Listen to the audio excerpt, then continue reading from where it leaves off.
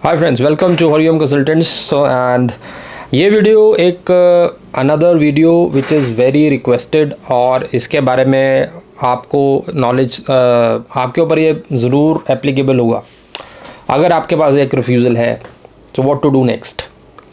तो ये वीडियो में आपको कुछ जनरलाइज स्टेटमेंट्स आपको बताएंगे जो कि सभी लोग पे वो एप्लीकेबल हैं, और बाकी जो स्पेसिफिक केस वाइज हैं that you can discuss with us by Zoom meeting और अपॉइंटमेंट।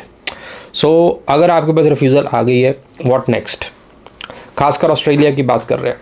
नंबर 1, अगर ऑस्ट्रेलियन विजिटर वीज़ा के पास रिफ्यूज़ल है तो आपको सबसे पहले तो डरना नहीं है, घबराना नहीं है कि रिफ्यूज़ल आ गया, आगे क्या बनेगा। विजिटर वीज़ा एक ऐसा वीज़ा है, चाहे आपका 4 रिफ्यूज़ल हो, 5 रिफ्यूज़ल हो, छठी अटैम्प्ट में अगर आपने सब कुछ सेटिस्फाई कर दिया जो वो चाह रहे हैं तो आपको वीज़ा मिलेगा।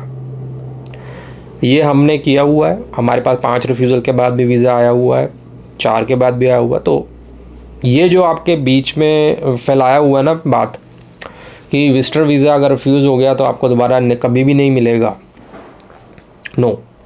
अगर आप डॉक्यूमेंटेशन में, प्रोफाइलिंग में, सर्कमस्टांसेस में चेंज करेंगे देन डेफिनेटली वीज़ा आता है।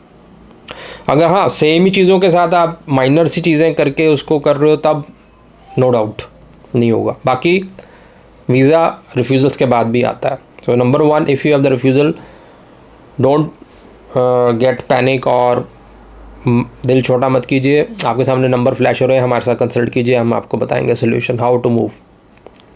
Number 2, patience is the key to success in visas. ये अंडरलाइन कर लीजिए वर्ड पेशेंस, सब्र, ये आप में होना बहुत ज़रूरी है। अगर आप में सब्र ही नहीं है तो नहीं कर पाएंगे आप, क्योंकि कई बार ऐसा होता है, it again depends on file to file. कई चीज़ों में हम वेट करने की ज़रूरत नहीं होती है, तभी मैंने हमें जूम मीटिंग रखी है ना, हर एक के लिए ये कॉमन नहीं है। अगर आपका केस ऐसा है कि उसमें थोड़ा वेट करना ज़रूरी है, कुछ डॉक्यूमेंट्स ऐसे हैं जिसमें वेट ज़रूरी है, देन यू शुड वेट, उसके बाद ही आप फाइल करें। हौश पौश में नहीं जी हमारा ऐसे कर दो, वो कर दो, कुछ कर दो, ये कर दो, वो चीज़ें करोगे तो वीज़ा के चांसेस नहीं बढ़ेंगे। अगर आपके सर्कमस्टांस या प्रोफाइल कहती है कि वेट की जाए, क्योंकि जो डॉक्यूमेंट है वो वेट के बाद ही आपको मिलना है, वो जिससे वीज़ा आपका चांस है। अब वो डॉक्यूमेंट XYZ कुछ भी हो सकता है, वो आपकी प्रोफाइलिंग के बाद ही पता लगेगा। तो मेरा कहने का मतलब है पेशेंस आपको रखनी पड़ेगी।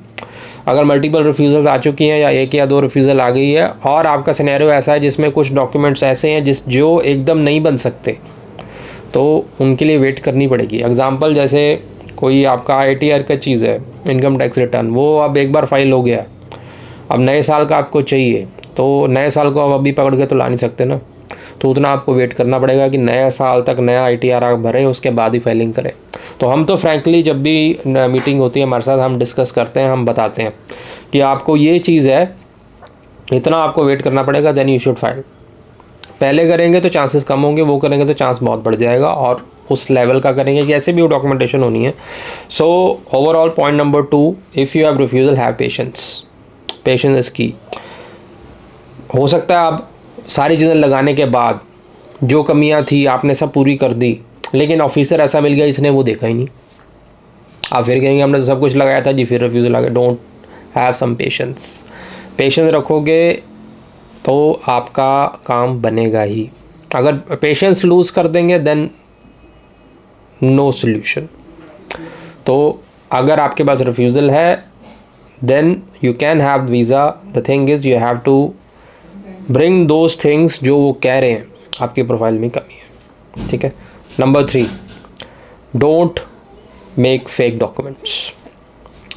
अब ये चीज़ फेक किस सेंस में कह रहा हूँ, देयर आर मैनी वेज, जिसमें ये हम पहले भी डिस्कस कर चुके हैं, तो ये पॉइंट रिलेटेड तो हमें बोलना ज़रूरी है इस वीडियो में, क्योंकि जो पहली बार ये वीडियो देख रहा होगा तो उसको वो पिछले वीडियो उसकी जाने के बजाय इसी वीडियो में उसको क्लियर हो। वो ये है कि फ़ेक चीज़ों में ऐसा होता है कि अगर आपकी प्रोफाइल कुछ और है, आप अपनी जॉब प्रोफाइल दिखा रहे हो, सैलरी डलवा के वो कर रहे हो, वो नहीं चलता। और अगर आप बिज़नेस प्रोफाइल है उसको छोड़ के जॉब में दिखा रहे हो, या अगर आप जॉब प्रोफाइल है आपने बिज़नेस दिखाई है, तो ये ब्ला ब्ला चीज़ें होती हैं, तो वो वर्कआउट नहीं करती हैं। तो जी चीज़ें जो वर्कआउट करती हैं उसमें टाइम लगता है कई बारी, हर बार नहीं कह रहा, हर एक के लिए एप्लीकेबल नहीं है, कई केसेस ऐसे भी होते हैं जिसमें उनके पास सब कुछ होता है। The only thing is the way they have presented the application is not correct. तो उस केस में हम इमीडिएटली कहते हैं। कई बार एक बेसलेस रिफ्यूज़ल भी आता है, बेसलेस की डिटेल हमने अलग से वीडियो बनाया हुआ, वो क्या होता है। तो वो चौथा सिनेरियो, अगर आपका रिफ्यूज़ल बेसलेस है, अब वो बेसलेस है या नहीं वो हमने डिटेल में पहले बताया हुआ है, बाकी आप डिस्कस करना चाहते हैं तो बेसलेस रिफ्यूज़ल में there is no question of wait at all. Baseless होता ही इसलिए है कि आपके अपनी तरफ से A to Z सब कुछ दिया हुआ है, एवरीथिंग इज़ फेवरेबल, स्टिल आपको वो चीज़ कंसिडर नहीं करके रिफ्यूज़ल आता है। उसमें मल्टीपल ऑप्शन हो सकते हैं क्यों आया, उसमें ऑफिसर का भी हो सकता है, अभी ऑफिसर ने ध्यान से नहीं देखा, या लक का फैक्टर लगा लो, देयर आर मेनी वे। तो वो जो बेसलेस रिफ्यूज़ल अगर आपका आया हुआ है तो उसमें तो आपको वेट करना ही नहीं है। Baseless refusal is not meant for waiting, वो आपको इमीडिएटली फेल करना। Now next point, you are in the abroad, you are in a third country and you want Australian visa. तो उसका हमने एक डिटेल वीडियो भी बनाया हुआ है कि अगर आप किसी और कंट्री में हैं, थर्ड कंट्री में एज सच डायरेक्ट अगर वीज़ा आप लेना चाहते हैं तो उस वीडियो पर आप जाएं, उसके हिसाब से आपको फाइलिंग अपनी जो प्रोफाइल है सारा करना पड़ेगा, then you can have it. Otherwise third country में बैठ के सीधा अगर आपने वीज़ा लगा दिया कि मैं यहाँ स्टूडेंट हूँ और मुझे टूरिस्ट वीज़ा पे जाना है, वो आपको रिफ्यूज़ल मिल जाएगा। तो कितने आप अगर आप बाहर से UK से देख रहे हैं खासकर, और इन कंट्री से लोग स्टूडेंट्स माइग्रेट होना चाहते हैं, तो आप कमेंट बॉक्स में लिखें, डेफिनेटली आपके पास रिफ्यूज़ल आया होगा। तो उसको अगर आप वहाँ से वीज़ा लेना चाहते हैं तो it is quite different filing, और इसमें कुछ अलग तरह से आपके प्रोफाइल प्रेजेंट करनी पड़ती है। सो वो डायरेक्ट अगर आप करोगे तो nowadays they are not giving visas, कि अगर आप थर्ड कंट्री में बैठे हुए हैं और you are already student and you want to go, और आप रीज़न बताते हैं कि हम तो यहाँ स्टूडेंट हैं और हम बाहर ऑस्ट्रेलिया घूमने जाना चाहते हैं, so that is not the correct way. So अगर आप थर्ड कंट्री में बैठे हैं, चाहे आप स्टूडेंट वीज़ा पर हैं चाहे वर्क वीज़ा पे हैं, so there is a special way to file in those cases जिस पे वीज़ा ग्रांट होता है। अदरवाइज डायरेक्ट विजिटर वीज़ा से दे आर नॉट गिविंग। तो ये सिनेरियो अगर आप पे एप्लीकेबल होता है then do discuss case with us. Number flash हो रहे हैं, इस पर आपको व्हाट्सएप पे हेलो लिखना है and you will get the detail how to book the slot.